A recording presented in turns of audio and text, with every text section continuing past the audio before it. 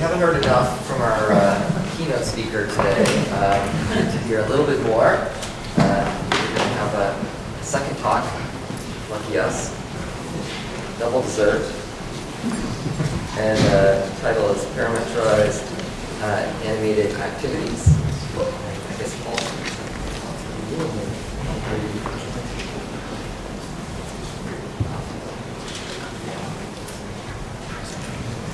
So yes,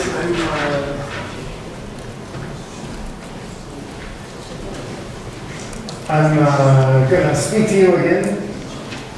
Oh, that's wrong. There we go. So I'm going to speak to you again. Actually, this is a project, really nice one. Alba Rodriguez is a master's student. DTH did a great job. Also, Stephen Poulakos was advising her. Mauri is our digital artist who gave a lot of advice. Mattia is a software engineer on my team. And I'm like the least important person. It's like goes from importance at the end. But somehow, because of the chain of events, I'm here to present the paper. So it's an honor again to be here. So the idea of this project really was to create a new abstraction for animation in real-time environments. And what we imagined doing was defining a custom animation that is a small keyframed animation created by an artist that represents not a generic activity like walking, but a particular activity like performing some action. And be able to adapt and use this animation in different ways. And the problem we're addressing now is that in a real-time environment, if you have this bespoke animation, you can play it back. But if you want to make even a slight change, that's not possible. And for us, it came up in two areas. One in virtual storytelling systems, where we're kind of dynamically creating an animated story, where we'd like to use high-quality, stylized artist animations. The problem is they're not adaptable. And second, in virtual production, we see in the system behind us a virtual production system. So we're using virtual reality to create content, and we'd still like to incorporate custom animation and be able to adapt. So that's a long way to say what the overall motivation is.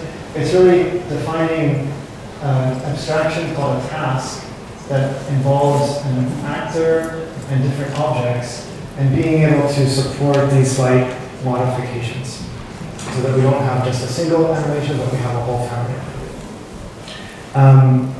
Our goal in the project in accomplishing this was twofold. So one, we wanted to involve the artist in the process by providing a way for the animator to incorporate some additional information into the animation, which we call metadata. So that was one goal. The second was really, how can we use that information to provide a way to update and edit these animation clips.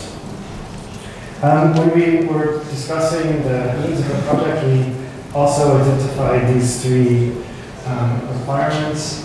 One, we imagine that the animator has crafted the animation in a way that matches his or her stylistic intent. So the character isn't just moving, but moving in a particular way. We want to be able to preserve that. So preserve both the quality as well as that artistic intent. And finally, we want to maintain the real-time nature of the system so we can use it in these applications that I mentioned. Now just a little bit of related work. So in fact, in the literature, there's a tremendous amount of work that's focused on motion editing and motion retargeting. When we were considering this project, we especially looked into work that focuses in some way on stylization, since preserving the overall style of the work was a core part of our technique. And here we highlight just three methods from related work, but there's a whole lot of them. So the first, motion parameterization with inverse blending. So in this project, they developed an optimization framework for determining blending rates that are able to produce motions precisely from a collection, kind of a database of input motions. So you can adapt within the space defined by these input motions because the blending rates are solved automatically. The positive thing here, well, it focuses on real-time editing. That's good, but our goal really was to be able to adapt a single animation. So we didn't want to define a whole collection, but just a single one. Second project, we wanted to highlight synchronized multi-character editing. This is a motion editing system that allows the user to manipulate multiple character motions interactively. And one notable thing is that they also bring in this notion of adding additional metadata to the system that helps in that adaptation process. But their method wasn't focused on real-time editing. So some of the trajectories have to be edited manually. And now sketching mode is a project I think many people have heard of. This is a sketching interface that allows users to modify poses and edit joint trajectories by sketching curves through space. And it's also very interesting and related because it focuses on stylized animation. But again, for our purpose, their goal wasn't real-time editing, so it didn't match exactly what we wanted to do. Now moving on to our method, there's two big aspects. First is the metadata editing, and then next I'll talk about animation editing. Here we thought about what additional information should we include, and the two main categories. One is kind of what is modifiable in an animation, and here we defined things like objects, like this cup, or parts of the character, like my hand. That was one aspect, and the second is when in the animation timeline can changes be made. And here the idea is that the artist who's generating this animation has some understanding of what's meaningful. And by adding these tags, then they're defining a space of modification that makes sense for that animation clip. We developed a Unity plugin that allows the user to easily specify this information by tagging modifiable objects, parts of the characters that can be changed, as well as these events along the timeline. And this is an example. This is just the kind of text file we use for defining the metadata. This is a simple one. There's an animation here of the character jumping in a stylized way and landing and pointing. And basically, the system is saying like, well, in this case, actually, there are no objects. It's just the character. The thing that can be modified is the right hand of the character, and the only event, kind of the only semantically meaningful part of time, is on frame 29 when this pointing happens. So that's the core idea, and with this, then the future steps you can adjust where the character points. So that's the quick idea of specifying the metadata. And the way the animation system works, well, it takes as input particular, so a single animation clip that's annotated in the way we just talked about. And then we support a number of different modifications. So I'll just summarize. So for example, if there are objects, you can move objects around, you can rotate them, you can scale them. And you see some examples here of this robot and an oil can and a cup and a can that he uses to pour. So it's a pouring animation, and the oil, the can, and the robot's hand can all be changed. We can replace objects with other ones. So here we're showing, well, we can replace the can with a long spout with a can with a shorter spout. And we can adjust the position. We can say, well, in a particular frame, the end effector should be in another location. We can also specify constraints between objects. So you can say, well, the hand should be touching the handle, as an example, or look at constraints. You can say, well, the character should be looking at the copy. So that's the space of concepts we defined. Now the overall pipeline of the system, we take the input, we sample the relevant objects at specified points at each frame to generate animation trajectories. We then approximate those trajectories with a simplified representation. We parameterize the trajectory against the simplified representation, and then that allows us to update the trajectories and find the poses. And I'll quickly talk about those steps. So here, the idea here is to generate a trajectory that a certain part of the object moves through the space.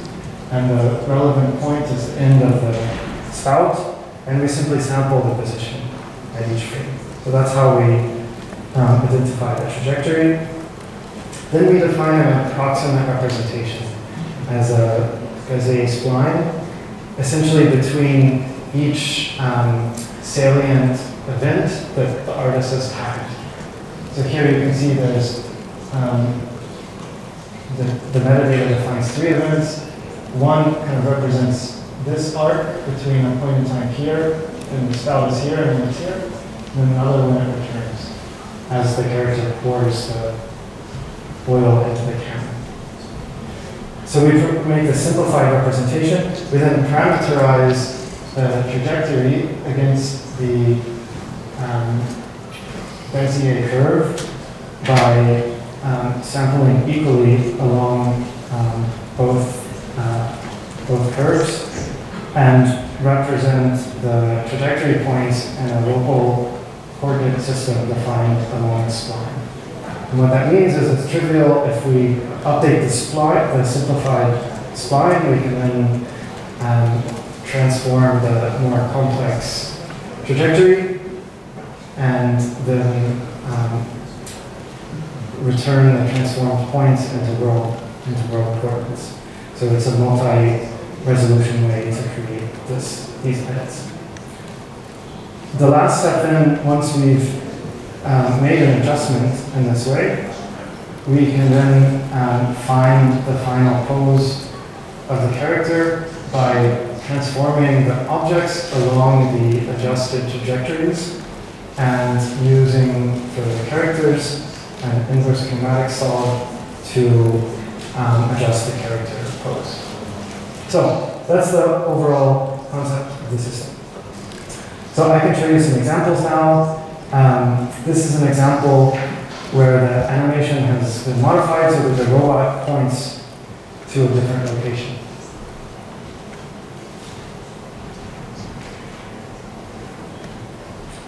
Second, here we're adjusting the position of the oil can, so it's been translated and rotated.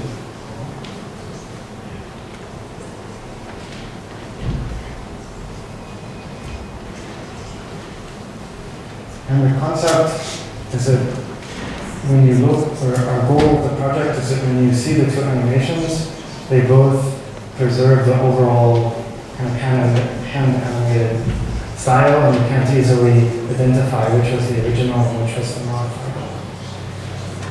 Here is a teacup that's been translated and scaled.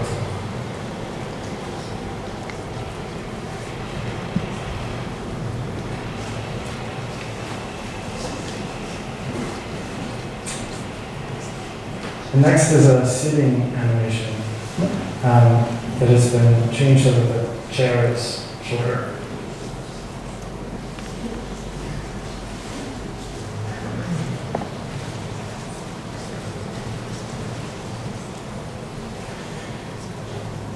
So we did an evaluation in an informal way by allowing our digital artists to use the system, and we learned a number of lessons from the evaluation. One is that overall, for many edits, using our system is faster than making manual edits.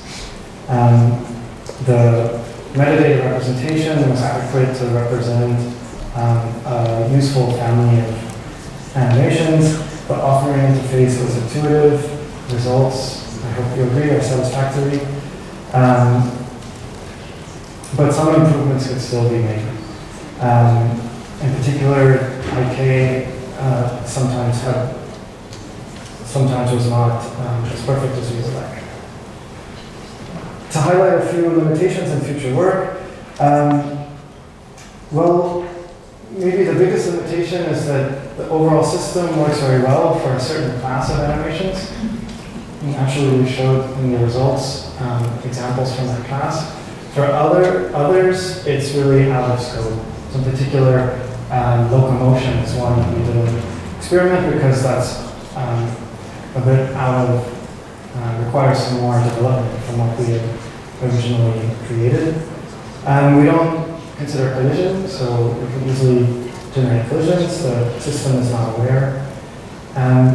If you move things in a way that is outside of the reachable area of the character, then the system will fail in that case.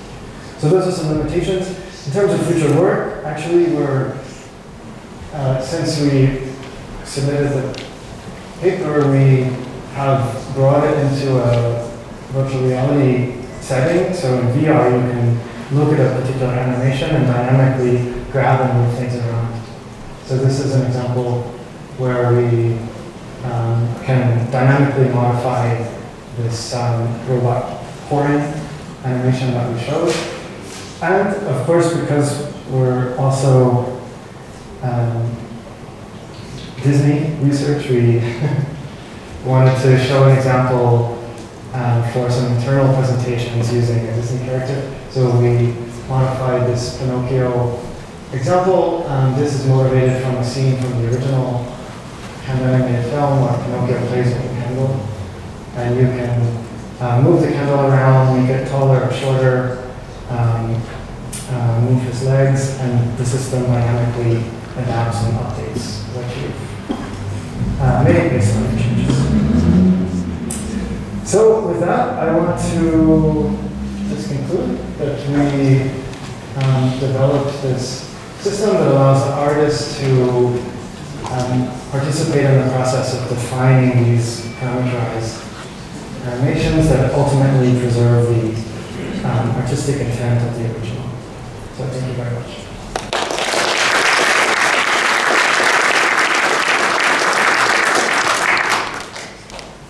Questions?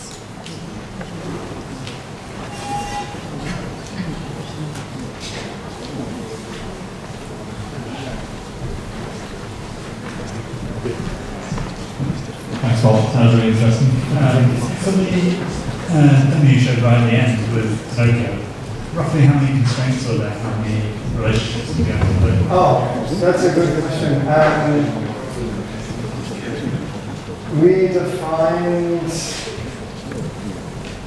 It was still quite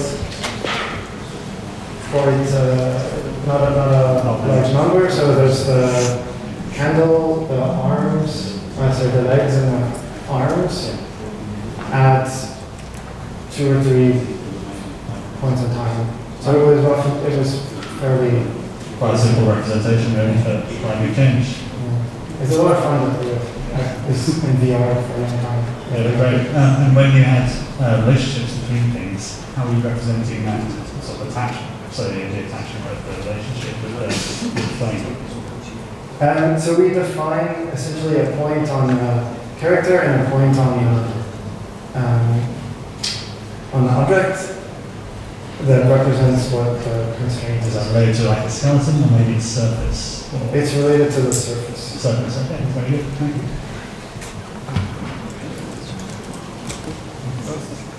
Thanks for the talk.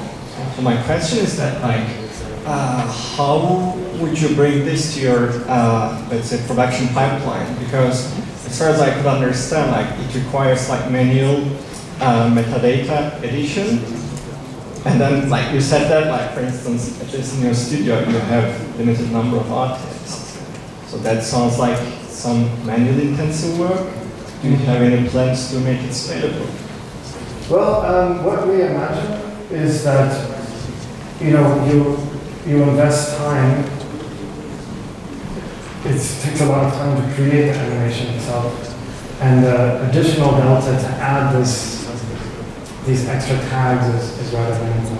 So it would be a small additional cost on top of what you're already paying that's worth the benefit you get by being able to adapt animations rather than having to create a new one when the director says, the candlestick should be slightly moved.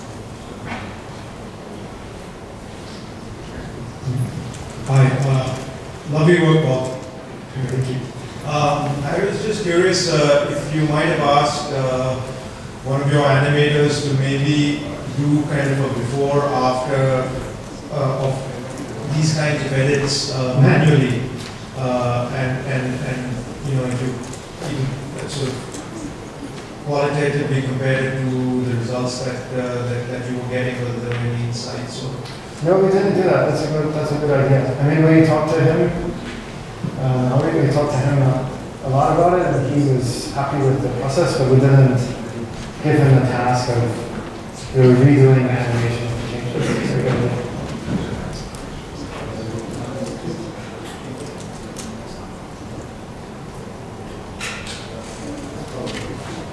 Okay, I had one, if you don't mind entertaining.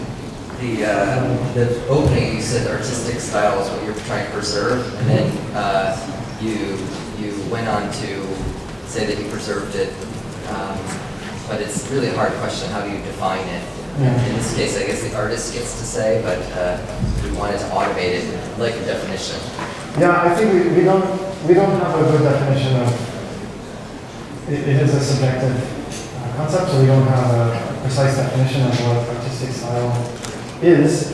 However, I guess our assumption is that the artistic style is preserved due to this two-level representation. We create a simplified representation that's modified, and then that's used to adjust the original curves and have all the kind of detailed nuances of motion. And because the animator, who's the one creating the style in the first place, defines how that change can be made, we're sort of preserving it in their eyes.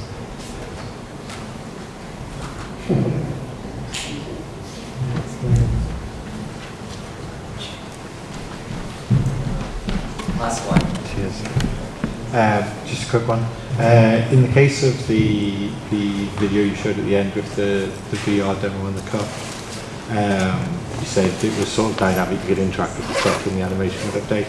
Does it update in real time, like as the animation's playing, if you move the cup while the animation is playing? Or is it like a pre-processed step to the sequence? No, it takes a minimal amount of time, but it's not real time. So basically, we have a simple interface in VR. You saw, maybe you could see it was quickly there with the vibe. You kind of say like recompute, and it does it immediately. But it's a good idea. We could also make it happen real time. So as you move it, he adjusts. See you, listeners. Thank you.